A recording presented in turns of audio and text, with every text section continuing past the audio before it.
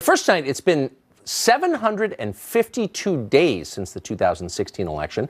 And for what seems like the 752nd day in a row, the lead story at every news outlet in this country is Russia!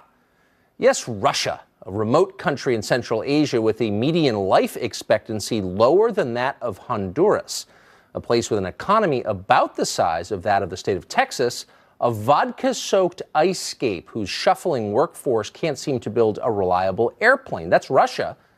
But nevertheless, it's a place that somehow, against all odds, manages to dictate election outcomes on the other side of the world, using a crack team of secret agents so stealthy we still don't know their names after more than 2 years of investigating it. Russia! According to cable news, Russia is the most important country in the world. Today's installment of the Russia saga has something to do with Michael Cohen and a potential real estate deal in Moscow. Now, the deal never actually happened, not that it would have made any difference had it happened. Foreign investment is still legal, even in Russia, but whatever. This is a huge, huge deal, the hugest deal. It changes everything forever. Watch.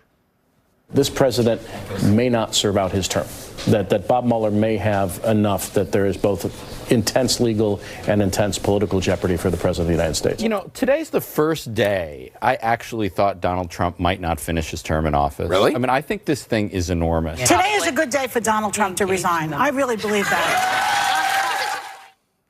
This thing is enormous. He's resigning. So once again, the administration is doomed because of Russia. We'll see. What's remarkable, though, is that for the past couple of years, as the geniuses on cable television have been sounding the relentless alarm about our mortal foe, Vladimir Putin, an actual threat to America has been rising in the East.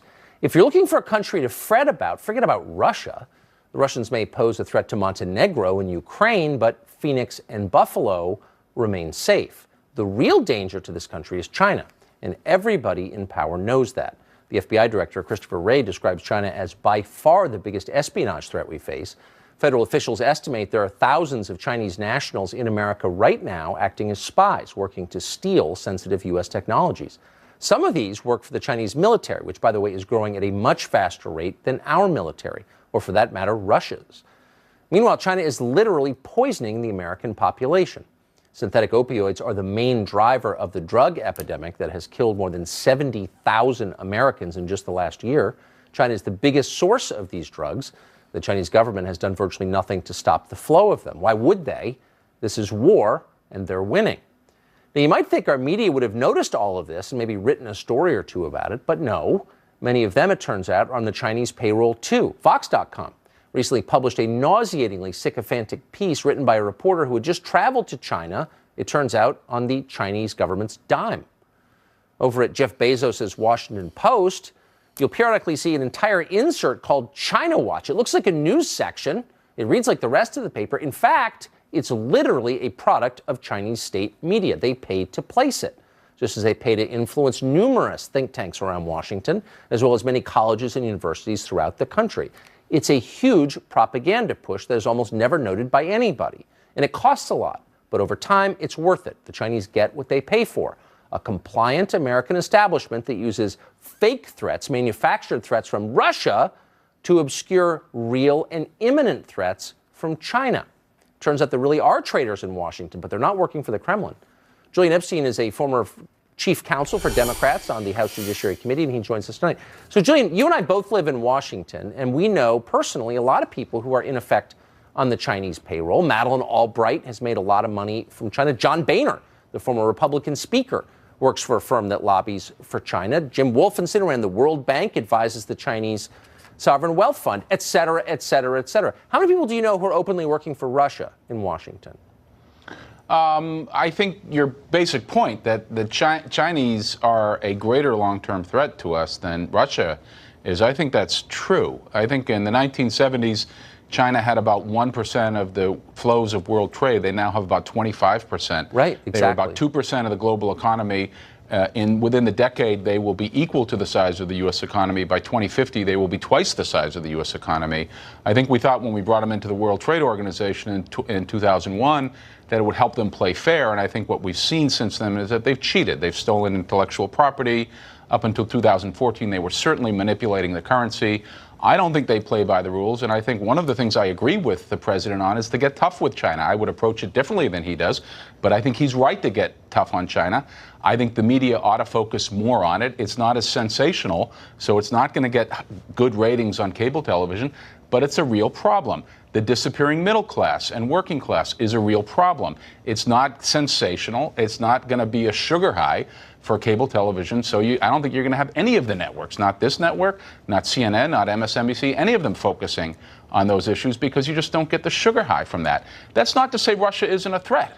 I mean, Russia has done lots of things. All of our intelligence agencies and Republican and Democratic administrations have agreed that even though they're 1% of the world economy, they still do lots of things that are directly oppositional to us and that are trying to destabilize our interests, whether it's in the Middle East, whether it's in Syria, whether it's in the Balkans, whether it's in the UK. It doesn't mean that they're not a real threat and there's not something to take seriously, but I think your basic point is correct, which is that we are sleeping while Rome burns with respect to China, and we have not taken seriously the fact that they don't play by the rules. We have... Wait, so I'm waiting to jump in with a hostile question, but you're making my case for me. You've taken all of my questions and reformatted them into statements because I think you're absolutely right. I agree with the meta-thesis. Okay, because I think it's hard to... And thank you for being honest about that. And by the way, it's not a partisan thing. There are a ton of Republicans working on behalf of China, I'm embarrassed to say.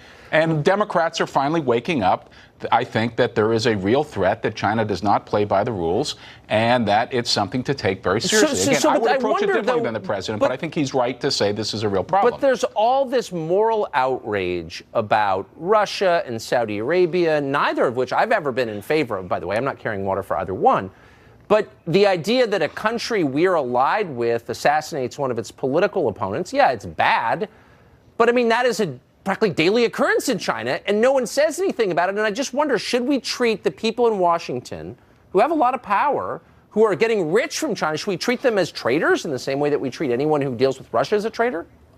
Look, I think your point about even-handedness is well taken. I think the Chinese do horrible things to journalists and to dissidents, and they get a pass on it. I think in a lot of cases, the social media giants, Facebook and Google, enable a lot of the bad behavior that's going on in a lot of autocratic regimes. We don't hear that much about it, although that's starting to get covered. I think if your point is proportionality, does the news, and particularly cable news, does it cover these things in the proper proportionality? I agree with that meta point that you're making. It doesn't mean to say that when the Saudis go and kill an American journalist, we shouldn't be getting tough on the Saudis. It doesn't mean to say if the Russians create a military intelligence attack on the United States, that that's not something we shouldn't take seriously, and we should get to the bottom of that. But I think your basic point is that, you know, there is selective outrage, there is a lot of chest thumping, there's a lot of kind of, you know, morally superior indignation that occurs on the Russia issue. And, you know, you and I may have slightly different views on it. I'm trying to argue with you, Julian Epstein, but it's proving absolutely impossible. You did a better job than I could have in making that case. But, you know, there's a lot of self-righteousness on certain issues. And I think there's reason to be upset about what happened with Russia. There's reason to be upset with Saudi Arabia. But I think if you're going to be outraged on those issues, your point is correct that you should be equally outraged on the abuses that are occurring in China. And the accuses in China are very, very serious, and you're exactly right about that. Julian Epstein, thank you very much. Okay, thanks. Good to see you, Tiger. Okay. Gordon Chang has been thinking about these questions for a very long time. He's the author of The Coming Collapse of China, and he joins us. So, Gordon, thanks very much for coming on. Put this into perspective, if you would. To what extent do you think the Chinese government influences American policy? Oh, certainly across the board. We saw during this midterm elections, the Chinese tried to influence outcomes. And they did it with not only that famous Des Moines Register's 4-page insert, but they also summoned the heads of Wall Street firms to Beijing for that September 16th meeting. You go on and on about the types of things that they've been doing. Let me pause there for our viewers who don't know what you're referring to. September 16th, they, as you put it, summoned the heads of Wall Street firms to Beijing to do what? To talk about the midterm elections, to talk about tariffs, to talk about the trade relationship, because Beijing was very, very concerned about what the Trump administration is doing to impose costs on China, because it is causing problems in the Chinese economy, which is under stress. So they said, look, we're holding this meeting. We want you there. And a lot of people from Wall Street actually took the flight to Beijing. American citizens. Summoned by the Communist Chinese government actually went. And they actually went and they held that meeting. And, this shows the power of Beijing, and it shows that they were trying to change the results in the election. Now, I don't think that it would had any real effect. And the reason is, as Julian and you have talked about, across the American political spectrum right now, people are starting to understand the fundamental nature of the challenge that China poses to us. And it's certainly a much greater challenge than Russia, because Russia couldn't challenge the U.S. if it weren't for being backstopped by the Chinese. Right. So, I mean, you got to think of Russia as sort of a drunk troublemaker that can kind of, make some prank calls. But in the end, China's economy is about to become, as Julian just noted correctly, larger than ours. So, why aren't we completely freaked out about our future? Well, we should be, because the Chinese are taking hundreds of billions of dollars of U.S. intellectual property each year by theft or by forced transfer. And that is the lifeblood of our economy, because we have an innovation-based economy. And if we can't commercialize our technology, we don't have an economy. We end up just selling agricultural products to the world and maybe scrap metal. The point is, though, we need to have the technological giants that will dominate the future of the world's economy. They should be American. And China, by means which are certainly not fair, is trying to do that. And one other thing, Tucker, you mentioned fentanyl and opioid crisis. The Chinese government runs a police state. They know about these Chinese gangs that are selling fentanyl into the U.S. And so those gangs couldn't operate unless they had Beijing's approval. Now, officials in China are making money from it. And in other cases, the Chinese officials are just standing back. But they purposely want to see Americans die. And we can't forget that. Tens of thousands of Americans do die every year because of synthetic opioids manufactured in China. And yet I can't remember the last time I heard someone in our political class say that out loud. Why? Oh, I think that it's because there's a lot of reasons. Part of it is because a lot of people are actually getting money from China. A number of reasons for other people is that they sort of believe that we should be engaging the Chinese. This is the Nixon policy of trying to work with Beijing so that it's not on the outside of the international system.